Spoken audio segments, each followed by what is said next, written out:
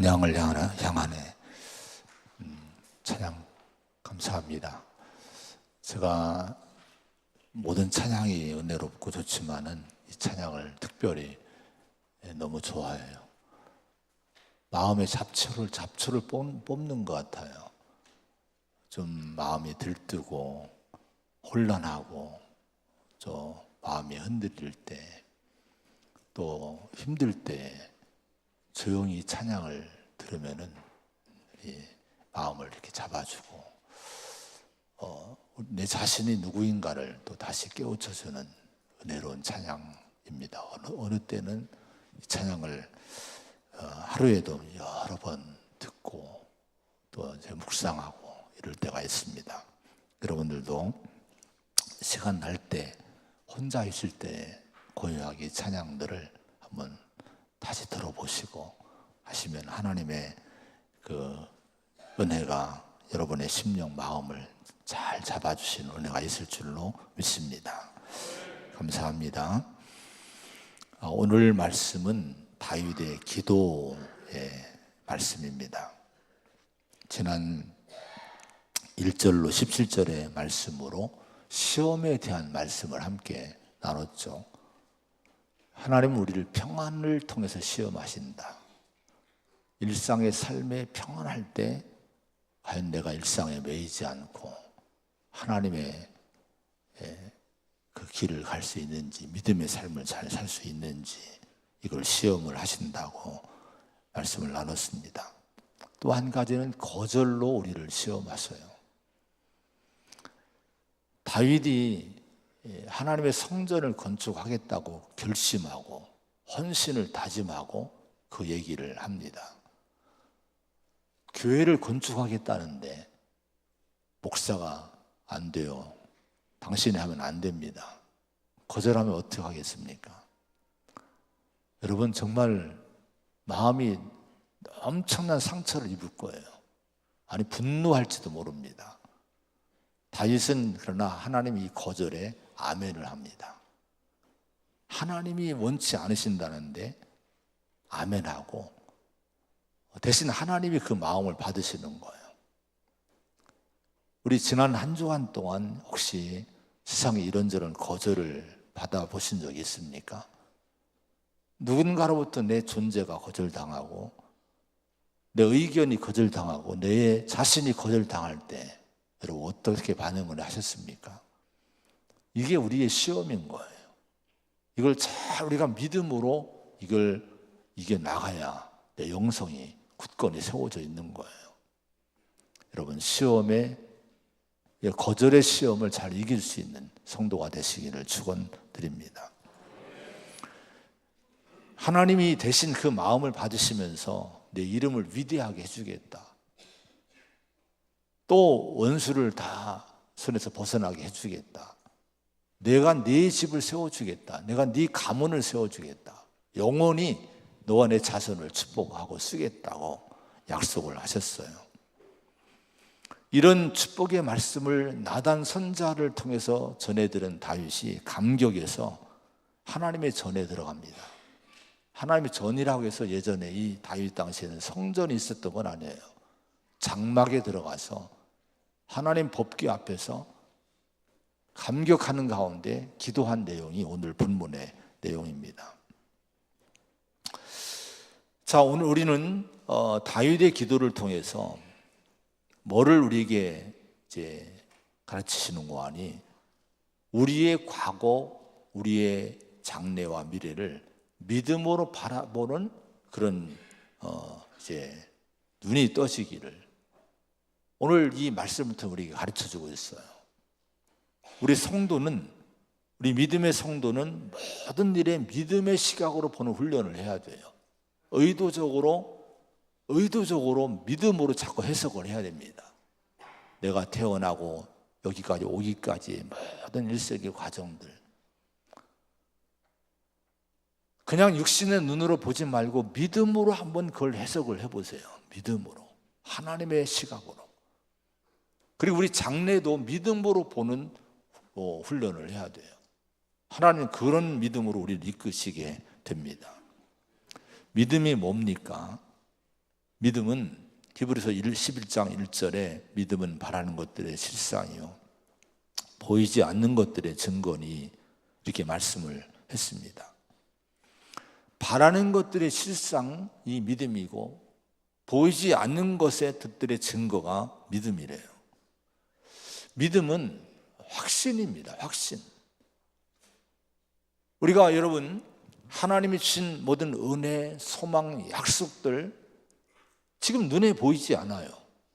현실에 이루어지지 않았는데 그러나 하나님이 주신 그 말씀을 내가 믿음으로 확신하면 믿음으로 받아들이는 거예요. 그리고 그 믿음으로 사는 거예요. 그러면 그것이 나중에 실체가 되고 믿음이 보증이 돼서 우리 삶에 그 모든 약속들이 현실화되는 실체가 되는 그런 은혜의 때가 올 줄로 믿습니다. 저는 이 말씀을 평소에 묵상하면서 그렇게 많이 적용을 해요.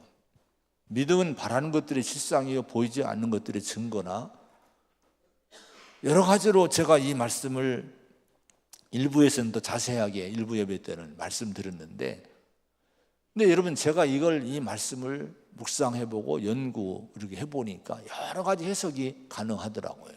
근데 저는 제 마음에 평소에 이 말씀이 어떻게 적용이 됐는가 하니 믿음은 바라는 것들의 실상이요 보이지 않는 것들의 증거라고 하는 거, 하나님이 내게 주신 약속들 또 소망들 뭐 천국이나 미래의 모든 약속들이나 지금 내 눈에 보이지 않습니다. 근데 성령이 내 마음에 믿음을 주셨다고 하면은 여러분 속에도 한번 적용해 보시기 바랍니다. 뭔가 여러분에게 말씀을 주시고 믿음을 주셨다면은 누가 준 거예요? 하나님이 주셨다 하면은 그러면 하나님이 여러분 없는 걸 여러분 확신을 주시겠습니까? 허상을 가지고 우리의 믿음을 주겠습니까? 그렇지 않아요. 하나님의 실체, 하나님이 분명하게 준비하고 있는 것들 우리에게 믿음으로 소망을 주신 거예요. 그걸 믿게 하신 거예요. 그러면 그것은 여러분 분명하게 실체요 현실화될 날이 올 줄로 믿으시기 바랍니다. 여러분 천국이 여러분 있기 때문에 이게 천국의 소망을 주는 거예요. 이 믿음이 증거라고 하는 거예요. 이 확신과 믿음으로 미래를 바라보시기를 축원드립니다. 히브리 11장 3절에 보면은 그런 말씀이 나와요. 믿음으로 모든 세계가 하나님 말씀으로 지어진 줄을 우리가 아나니라고 말씀해요. 믿음으로. 세 번역에 보면은 믿음으로 우리는 세상이 하나님 말씀으로 지어졌다는 것을 깨닫습니다. 여기서 믿음이 또 한 가지 뭔지를 보여주죠. 믿음은 깨달음이라고 하는 거예요. 뭘 깨닫는 것입니까? 세상이 하나님 말씀으로 지어졌다고 하는 것, 하나님의 능력으로 창조된 것임을 깨닫는 것이 바로 믿음이라고 하는 거예요. 여러분 이런 깨달음이 있습니까? 이런 깨달음이 있기를 축원을 드립니다. 근데 모든 세계라고 할 때 모든 세계가 하나님 말씀으로 지어진 줄을 우리가 아나니 할 때 세계라는 단어는요 이 헬라어에 보면은 공간적인 보이는 세상만을 얘기하는 것이 아니에요. 하나님 우주 만물을 창조하셨어요. 근데 이 보이는 공간적인 세상만을 얘기하는 것이 아니라 이 세계라는 이 단어 속에는 이 역사의 어떤 시간을 의미하는 그 뜻이 이 안에 담겨 있어요. 공간적인 세상과 함께 시간적인 그 역사도 하나님이 주관하신 주권자라고 하는 거예요. 이걸 여러분 이 성경의 저자들은 깨닫고 믿음의 사람들은 깨닫고 이 믿음을 붙들고 세상을 뭘로 봅니까? 믿음으로 보는 거예요. 오늘은 왜 이 말씀하는가 하니 아까도 얘기했지만은 우리가 우리의 과거, 내 개인적으로 우리의 과거나 우리 미래를 믿음으로 우리가 바라보는 거, 믿음으로 해석해보고 믿음으로 하나님이 함께 하시고 함께 주장하시고 또 예비하시고 동행하심을 확신하며 믿고 살아가는 거, 여러분 이런 신앙을 한번 오늘 함께 나눠보려고 합니다. 18절의 말씀을 한번 같이 보겠습니다. 18절 시작. 다윗 왕이 여호와 앞에 들어가 앉아서 이르되 주 여호와여 나는 누구이오며 무엇이기에 나를 여기까지 이르게 하셨나이까. 자, 아까도 말씀했지만 다윗이 하나님 말씀을 나단 선자로부터 듣고 감격해서 하나님 앞으로 장막에 들어가 무릎 꿇고 기도합니다. 오랫동안 기도한 거예요. 근데 주 여호와여, 기도의 첫 일성이 주 여호와여 이렇게 얘기합니다. 따라합시다. 주 여호와여. 이 주 여호와여라는 이 표현이 오늘 7장에만 여러 번 나옵니다. 이 다윗의 신앙 고백이에요. 주라고 하는 것은 주인이란 거예요. 아도나이, 여호와, 나의 주인이신 하나님이시란 의미의 호칭입니다. 그러면 여러분, 이 호칭이 중요한 것은 다윗이 지금 어떤 위치에 있습니까? 왕의 위치에 있는 거예요. 한 나라의 통치권자입니다. 그런데 이 통치권자인 왕인 이 다윗이 하나님 앞에 나가서 겸손히 무릎 꿇고 하나님을 부르는데 나의 주인 여호와여 이렇게 부르고 있는 거예요. 그러면 여러분, 이 다윗의 마음속에는 자기가 누구라는 거예요? 하나님의 종이란 거예요. 하나님의 주인이시고 내 인생의 주인이시고 나는 하나님의 종일 뿐이란 거예요. 이런 겸손한 마음으로 하나님 앞에 기도를 드립니다. 여러분, 이 다윗의 이 마음이 오늘 우리 가운데 있어야 돼요. 어제 국민일보 어느 신학대학교 교수가 쓴 칼럼 보니까 오늘 이 시대를 좀 이렇게 대해서 그 글을 쓴 건데, 그 중에 그냥 한 부분을 보니까 이런 글이 있어요. 한국의 우리나라의 성도들이 하나님을 가까운 존재로 여긴다, 이런 얘기를 했어요. 이건 틀린 얘기는 아닙니다. 하나님은 정말 가까이 계신 분, 우리의 아버지, 우리를 품고 계신 분, 동행하신 분, 따스한 분, 뭐 이렇게 이 믿음은 중요한 믿음이에요. 그런데 여기에만 너무 우리 성도들이, 한국 성도들이 치우치다 보니까 하나님을 두려워함이 없다는 거예요. 경외심이 없다는 거예요. 때를 쓰고 투정 부리고 더 나아가 하나님을 내가 부리는 종처럼 여기고 이렇게 신앙생활을 하는 경향이 우리 한국 성도들이 많이 있다고 이분이 진단을 하더라고요. 그래서 어느 분은 하나님을 꼼짝마 뭐 이런 식으로 막 얘기를 막 공적으로 하고, 이게 왜 그러냐? 하나님의 경외심을 잃어버린 실태라고 하는 거예요. 하나님을 사유하고. 자, 그래서 여러분, 이분이 하는 얘기는, 우리는 하나님은 가까이 계신 분이기도 하지만 하나님은 보좌에 앉으셔서 심판하시는 분, 정말 우리가 두려워해야 할 분, 경외해야 될 분이라고 하는 거예요. 여러분, 하나님을 두려워할 줄 아는 성도가 되시기를 바랍니다. 하나님은 심판하신 분인 거예요. 이 하나님에 대한 경외심 갖고 신앙생활을 해야 우리 믿음이 흐트러지지 않을 줄로 믿습니다. 자, 여러분, 다윗이 그 마음, 그 하나님을 경외한 마음으로 기도를 드리는데, 오늘 이 말씀 보면은 이제 자신의 인생을 믿음으로 이제 보면서 기도를 합니다. 주 여호와여, 나는 누구이오며 내 집은 무엇이기에 나를 여기까지 이르게 하셨나이까.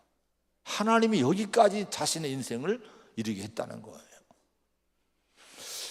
8절과 9절에 보면요, 지난번에 읽은 이 본 8절 9절에 보면은 하나님이 나단을 통해, 선자를 통해서 이런 얘기를 하셨어요.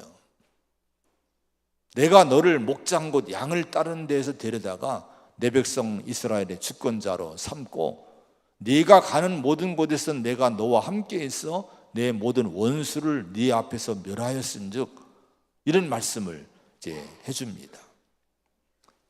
이 말씀을 세번역에 보니까 더 좀 이렇게 우리 이해하기 좋게 와닿게 번역을 했어요. 나 만군의 주가 말한다. 양떼를 따라다니던 너를 목장에서 데려다가 내 백성 이스라엘의 통치자로 삼은 것은 바로 나다. 이렇게 번역을 했어요. 바로 나다. 나는 네가 어디로 가든지 언제나 너와 함께 있어서 내 모든 원수를 네 앞에서 물리쳐 주었다. 내가 하나님이 그렇게 했다는 거예요. 승리해 주신 것은, 네가 전투에 수많은 승리한 것은 하나님이 함께 줬기 때문에 네가 승리한 것이다. 이 얘기를 나단 선지자를 통해서 다윗에게 고지를 해준 거예요. 너 이거 잊지 말라는 거예요. 무엇인가 내가 성취하고 성공하고 명예의 권력 뭔가를 잡았을 때 세상 사람들은 대부분 어떻게 생각합니까? 내가 이룬 걸로 생각을 해요. 내 힘으로, 내 능력으로, 내 실력으로 내가 이 자리에 올랐어. 이 일을 이루었어. 자신을 대단한 인물로 자신을 자꾸 이제 자랑을 합니다. 다윗의 마음 한편에도 그 기나긴 세월 동안에 고난을 딛고 드디어 이제 이 이스라엘의 왕자에 오르지 않았습니까? 얼마나 대단한 일을 여러분 이뤘습니까? 아마 우쭐했을 거예요. 야, 내가 대단한 일을 했구나. 내가 이 자리에 드디어 올랐구나. 근데 오늘 하나님은 다윗에게 선지자 나단을 보내셔서 뭐라고 깨우쳐 주십니까? 나 만군의 주가 말한다. 너를 목장에서 데려다가 그 비천한 양떼를 치던 너를 데려다가 내 백성 이스라엘의 통치자로 삼은 것은 바로 나다. 나는 네가 어디로 가든지 언제나 너와 함께 있어서 내 모든 원수를 네 앞에서 내가 물리쳐 주었다. 이 얘기를 하시는 거예요. 여러분, 이 말씀을 들은 다윗이 어떻게 대답했을까요? 아멘으로 대답을 한 거예요. 아멘 한 거예요. 그래, 하나님 앞에 나가 무릎을 꿇은 거예요.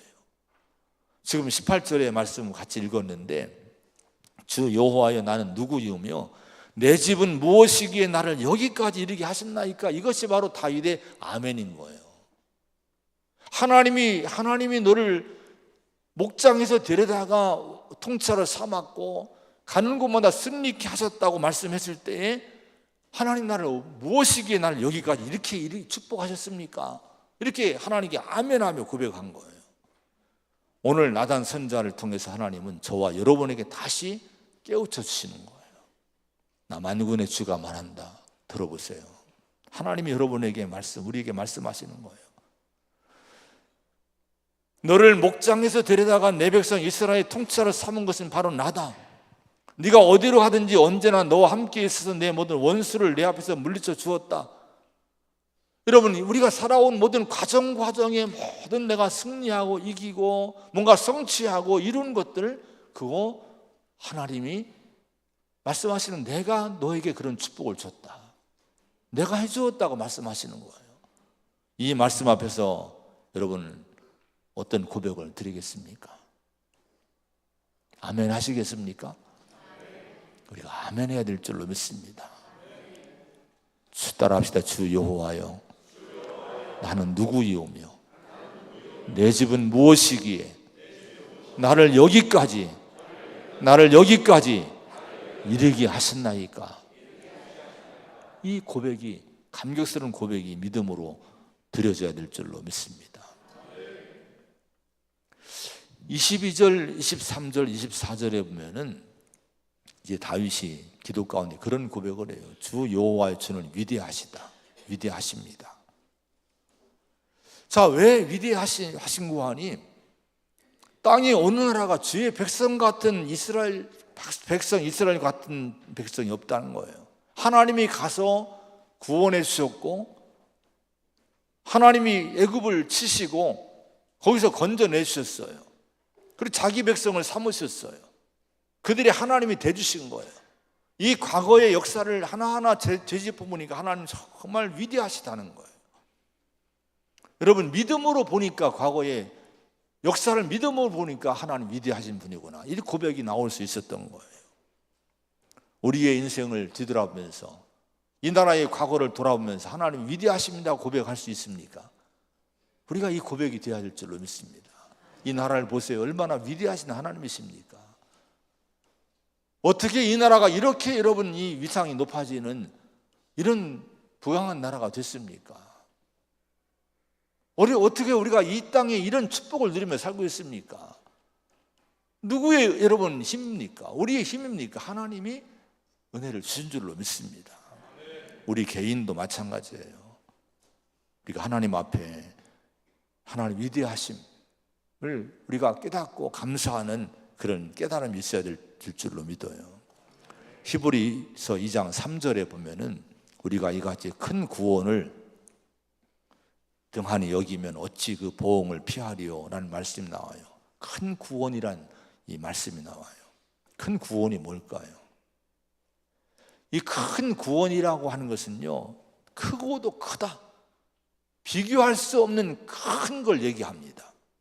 이 구원은 하나님이 예수님을 보내셔서, 아들을 보내셔서 그 아들을 희생시키시고 십자가 복음을 믿는 자들에게 은혜로 죄와 사망에서 구원하신 구원을 얘기합니다. 이걸 큰 구원이라고 얘기하는 거예요. 그저 물질에서 구원, 여러분 질병에서의 구원, 이런 구원의 차원이 아니에요. 어려움에서의 구원, 이런 차원이 아닙니다. 죄와 사망에서의 구원을 큰 구원이라고 얘기하는 거예요. 여러분, 에베소에 보면 창세전부터 우리를 택하셨대요. 예수님을 통해서 우리를 구원하시기를 이미 창세전부터 예정하셨다고, 준비하셨다고 말씀을 합니다. 또 본질상 우리가 본질상 진노의 자녀였는데 이건 희망이 없는 사람이란 거예요. 근데 너무 긍휼이 크신 하나님이 우리를 사랑하신 큰 사랑으로 인해서 허물로 죽은 우리를 그리스도와 함께 살려주셨다는 거예요. 이 은혜를 주기 위해서 하나님은 어떤 일을 했습니까?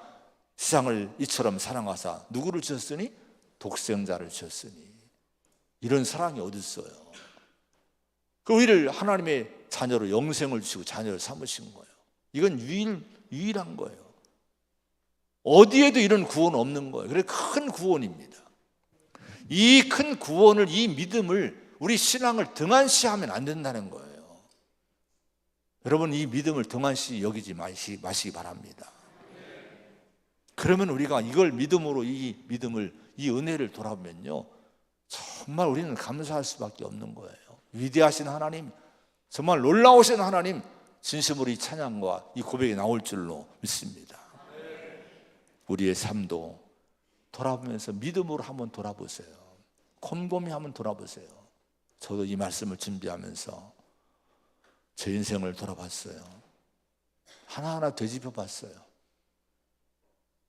얼마나 어릴 때 비천했는지, 얼마나 가난했는지, 얼마나 제가 부족한지 제가 너무 잘 알아요.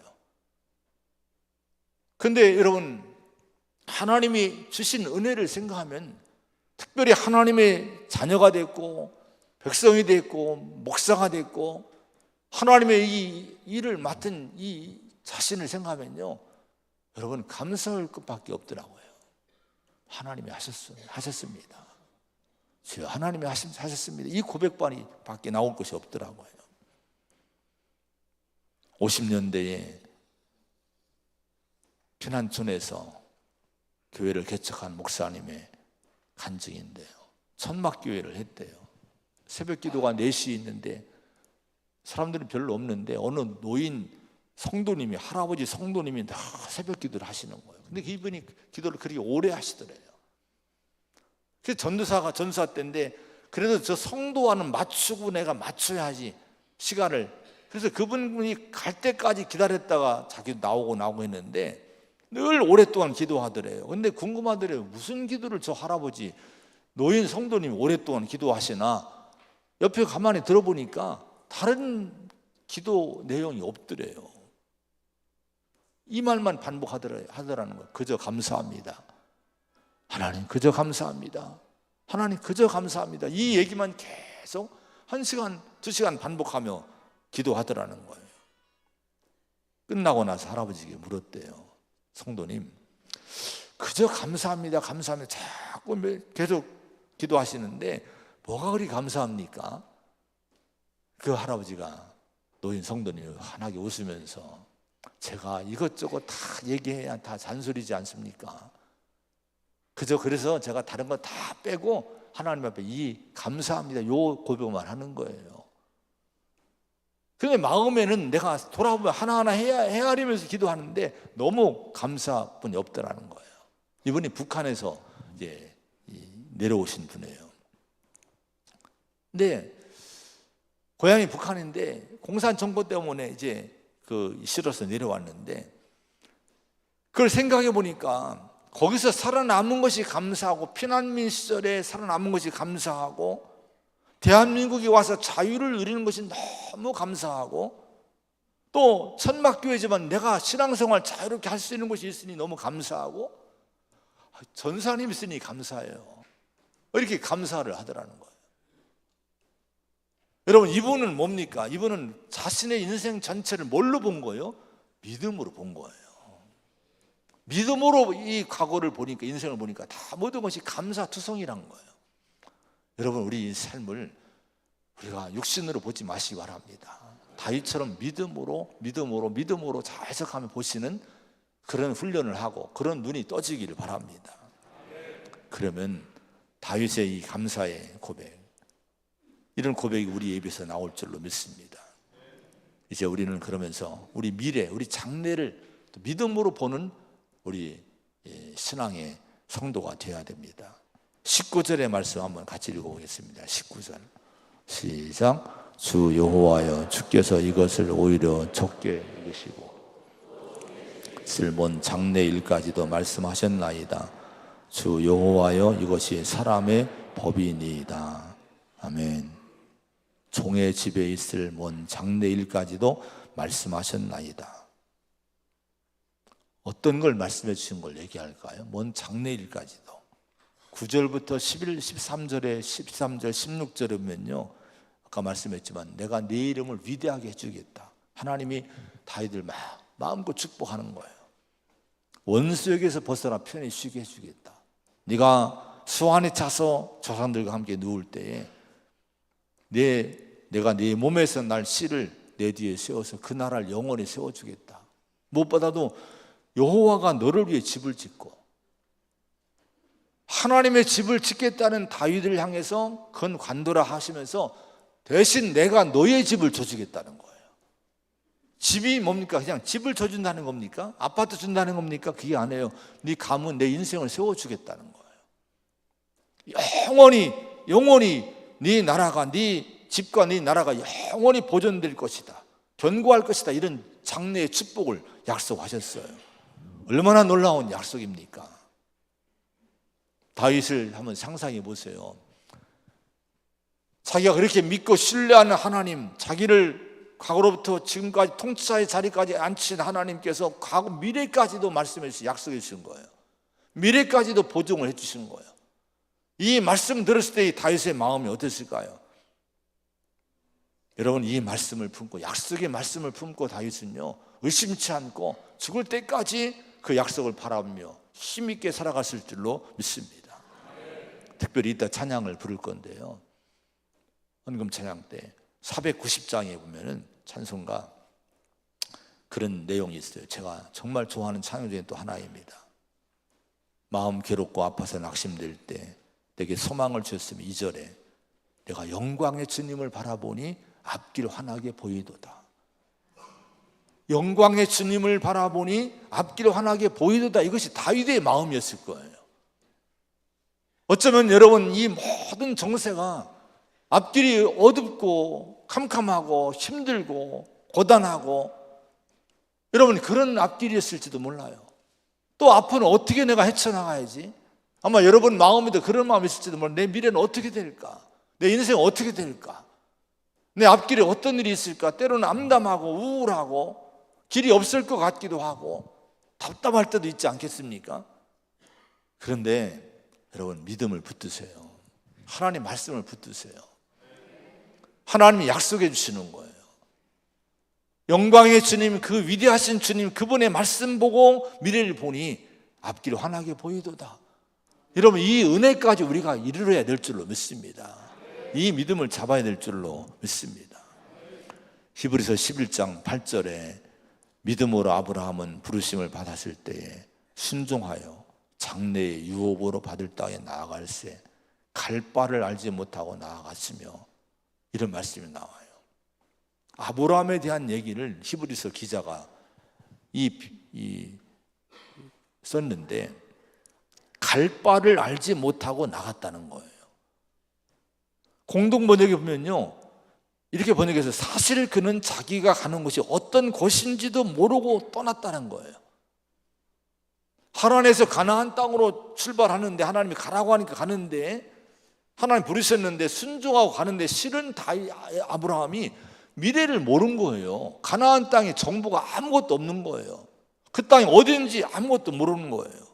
근데 믿음으로 순종하며 간 거예요. 모르지만. 근데 무슨 믿음을 갖고 떠났을까요? 하나님의 약속입니다.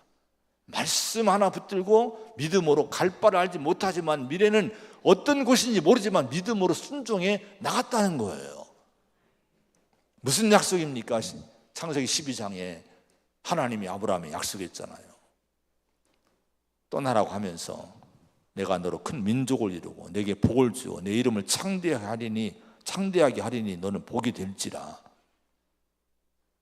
땅의 모든 족속이 너로 말미암아 복을 얻을 것이라. 이 약속을, 엄청난 약속을 하신 거예요. 자, 이 약속을 하셨을 때에 창세기 12장 4절에 보면은 거기도 그런 말씀이 나와. 이에 아브라함이 여호와의 말씀을 따라갔고. 뭐를 따라간 거예요? 갈 바를 알지 못해요. 미래가 어떤지 모릅니다. 가나안 땅이 어떤 땅인지 몰라요. 근데 뭐를 붙들고 간 거예요? 말씀을 붙들고 갔다는 거예요. 약속의 말씀을 따라갔다는 거예요. 아브라함의 믿음은 바로 이 믿음인 거예요. 근데 창세기 11장에 보면요, 12장 아브라함 부른 전장에 보면은 아브라함의 아버지 데라가 나옵니다. 데라.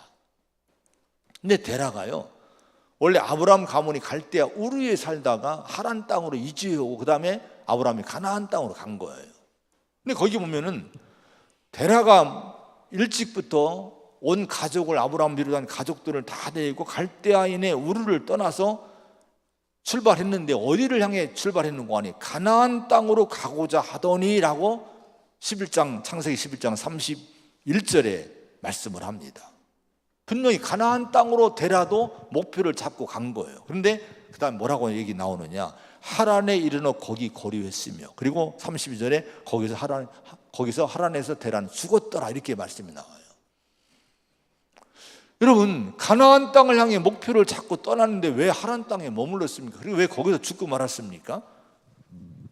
어느 해석하는 그 해석을 보니까 데라가 너무나 나이 많아서 늙어서 더 이상 가지 못하고 하란 땅에 머물러 있다가 죽었다고 해석을 하는 주석이 있더라고요. 근데 그거보다도 더 우리에게 영적인 깨우침을 주는 것은 하란 땅은 풍요한 땅이랍니다. 너무 매력 있는 땅이란 거예요.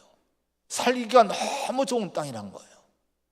목표는 가나안 땅, 하나님이 가나안으로 가라고 했는데 데라가 온 가족을 데리고 쭉 이동을 하다가 하란 땅을 지나치다 보니까 여기가 너무 좋은 거예요. 이 땅이 너무 살기가 좋은 거예요. 여기에 발목이 잡힌 거예요. 말씀을 다 팽개칩니다. 그리고 그 땅에 살다 그냥 죽어버린 거예요. 근데 아브라함은요, 그 땅에서 다시 하나님의 부름받죠. 약속의 말씀을 다시 받습니다. 그리고 그걸 떨쳐버리고 가나안 땅으로 출발하는 거예요. 아브라함과 데라, 우리 어떤 길을 지금 여러분 가고 있습니까? 말씀을 붙들고 갑니까? 아니면 환경을 따라 살고 있습니까? 우리 성도는 지금 환경이 아무리 좋은 것 같아도 여러분, 하나님 말씀을 붙들고 가는 것이 믿음인 줄로 믿습니다. 그래야 하나님 원하시는 그 진정한 영원한 기쁨과 행복과 영원한 그 축복을 누릴 수 있게 되는 거예요. 오늘 21절의 말씀을 한번 같이 읽어보면 21절입니다. 시작. 주의 말씀으로 말미암아 주의 뜻대로 이 모든 큰 일을 행하사. 다윗이 고백을 한 거예요. 주의 말씀으로 말미암아 종에게 내가 알았다는 거예요. 저 알게 하셨다는 거예요. 그러니까 여러분, 이 7장의 말씀 처음부터 마지막까지 말씀 뭡니까?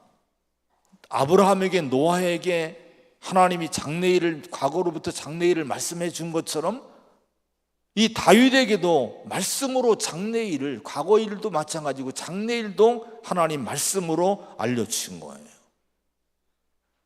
여러분, 하나님은 말씀으로 우리를 인도하신 분임을 믿으시 바랍니다. 말씀대로 이루시고 말씀대로 이끄시는 거예요. 자, 그리고 27절의 말씀을 또 읽어봅니다. 27절 시작. 만군의 여호와 이스라엘의 하나님이여 주의 종의 귀를 여시고 이르시기를 내가 너를 위하여 집을 세우리라 하셨으므로 주의 종이 이 기도로 주께 간구할 마음이 생겼나이다. 보세요. 이 글을 내용을 보세요. 주의 종의 귀를 여시고, 귀를 여시고, 여시고라는 단어는 벗겼다는 거예요. 원어에 보면 제거했다는 거예요. 뭔가 막힌 걸 제거해 건 거예요. 벗긴 거예요. 귀를 열어주신 거예요. 자, 여러분, 하나님은 다윗을 귀를 열어주시고 깨우쳐주신 거예요. 뭘로 깨우쳐주신 것입니까? 말씀으로 깨우쳐주신 거예요. 과거도 내가 너를 세운 것이고 장래도 내가 이렇게 축복하겠다, 이렇게 너에 대한 계획이 있다고 이 믿음을 깨우쳐주신 거예요. 다윗은 이 믿음을 말씀을 들었을 때 마음에 확신을 가진 거예요. 아, 그렇구나. 깨우침을 얻은 거예요.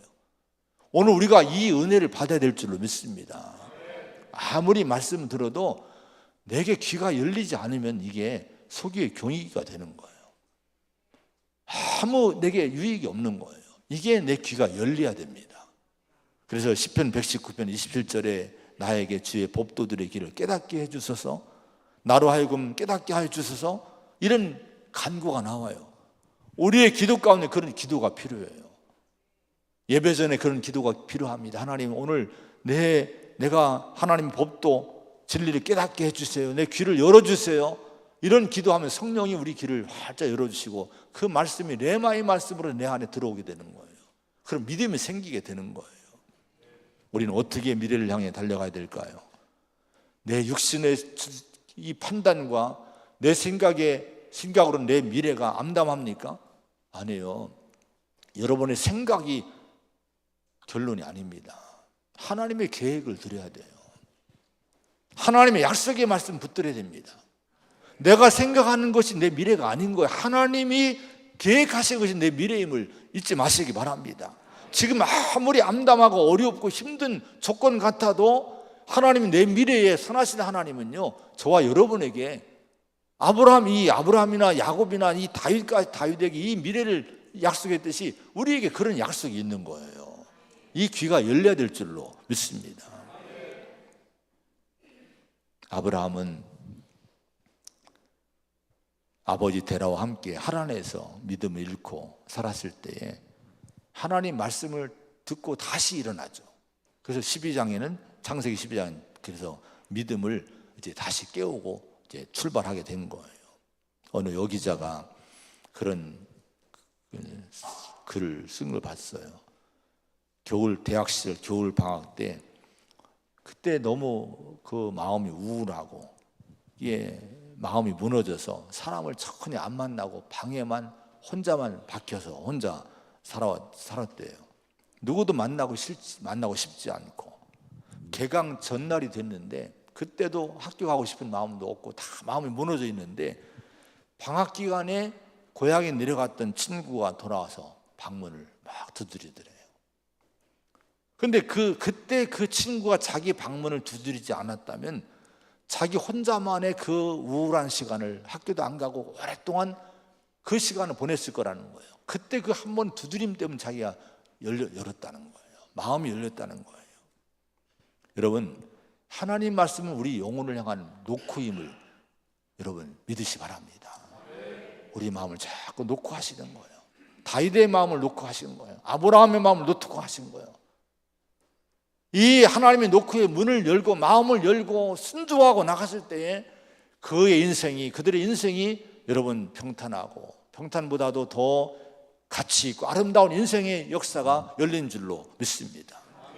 오늘 우리의 삶을 향해 하나님 말씀으로 우리 마음을 두드리시고 있어요.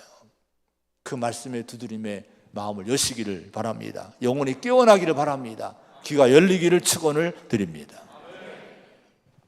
자, 이런 믿음의 눈을 뜬 사람은 다윗을 보면요, 기도합니다. 기도하는 거예요. 과거의 눈을 믿음으로 과거에 대해 눈을 뜨고 미래에 대해 눈을 뜨니까 그 다음에 한 일이 다윗이 뭡니까? 기도한 거예요.